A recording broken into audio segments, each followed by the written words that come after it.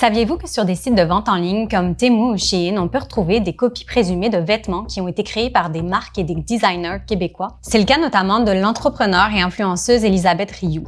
Elle allègue que des copies de ses maillots de bain, comme celui-ci, se retrouvent régulièrement bradés sur les plateformes chinoises. Et dans son cas bien précis, ce sont souvent ses propres photos qui sont réutilisées à son insu sur ces sites. L'artiste Pony dit vivre la même situation, notamment avec ce rideau de douche. Et c'est aussi le cas de la compagnie de vêtements pour enfants Souris Mini, qui a découvert par tout hasard sur le site de Shein une version quasi identique d'un de ses pulls.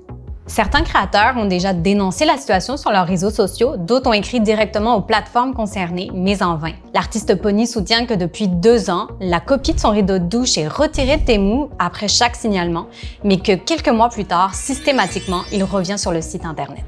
Dès que je les ai contactés, les compagnies Temu et Shein ont indiqué avoir ouvert des enquêtes internes et avoir retiré de leur site les articles que je leur avais envoyés à titre d'exemple. Elles soutiennent prendre très au sérieux les allégations de contrefaçon, tout comme la protection de la propriété intellectuelle. À noter que ce n'est pas la première fois que Shein et Temu sont visés par des allégations de plagiat. Shein a même été poursuivi par de grands groupes de mode comme Uniqlo ou encore H&M. En fait, Temu et Shein se poursuivent même entre elles pour plagiat. En plus de ces allégations, les deux plateformes chinoises se font souvent reprocher de contribuer fortement à la pollution environnementale. Leur modèle, qui est basé sur la vente à très bas prix et sur le renouvellement constant et rapide des collections, ne fait qu'entraîner la surconsommation.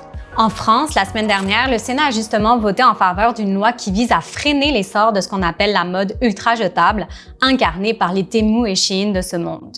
Et vous, qu'en pensez-vous? Est-ce que le Canada devrait sévir et légiférer contre ces plateformes? Partagez-moi votre opinion dans les commentaires.